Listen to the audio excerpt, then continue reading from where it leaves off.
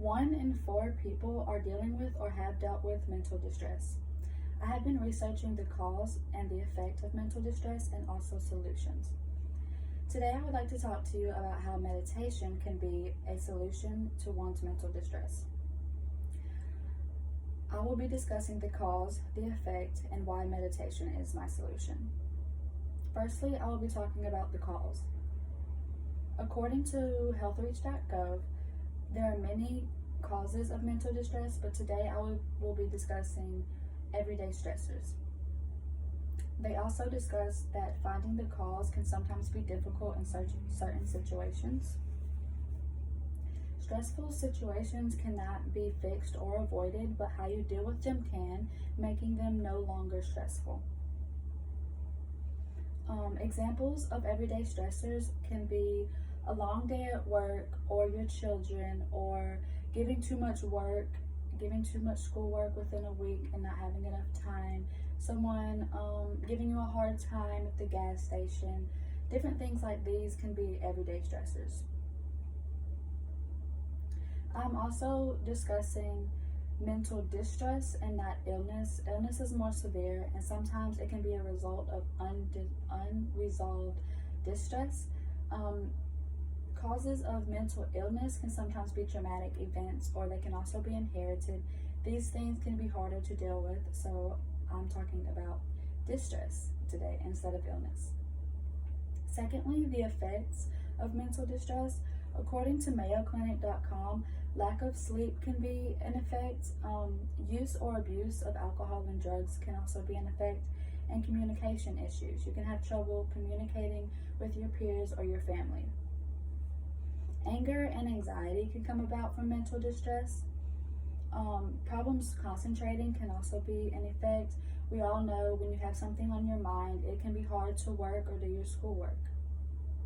Physical aches and pains can also come about as an effect of mental distress. Your head can hurt or your back can hurt. And thirdly, I will be talking about the solution to mental distress. There was a study in biological psychology. This was a research study in India. It was called the Psychological Acceptance of Divine Omdishi Sound Meditation as a Universal Cure for Human Disease. The head researcher her name was Kay Ruba, and there was many other researchers on this project as well. This study discussed how the technique of sound meditation is listening to bowls and bells at certain frequencies. The physiological effects discussed in this study were calmness of the mind, easy entry to meditative states based on your frequencies. It also cured insomnia, it cured smoking, and it had mental healing or emotional healing. I've had my own experience with meditation. About 5 years ago, I was diagnosed with acute depression, social anxiety, and adjustment disorder. I tried medicines and they did not work for me. They caused other health problems. I also tried talk therapy and it didn't do much justice for me either.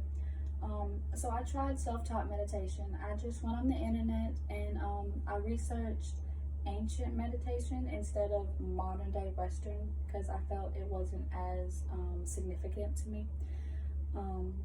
The techniques I used was dancing meditation and the traditional sitting meditation. Dancing meditation is basically you turn on certain frequency musics without lyrics and you just let the music move your body in certain ways, and you do this for long periods of time, and when you come back from the meditation, it has emotional release. Some people also say they feel a natural high, but it just calms your mind, and it makes things, in the big scheme of things, it makes your problems not seem as significant. And when this happens, it makes you feel like you're okay, and things like that. And I also tried the sitting meditation. We all know you just cross your legs and you hold your fingers in a certain position and you try to calm the mind and focus on the silence or breathing, or you can also focus on just your senses. You can focus on what you taste, you can focus on what you hear, and you can also focus on the ground below you, and it grounds your body. And because when you're feeling a certain way, it feels like your emotions and everything is all up here, and when you do this meditation, it just brings everything back down. Anybody can practice meditation. There's no insurance needed for this, and 10 to 20 minutes a day can do a great significance to someone's mental health.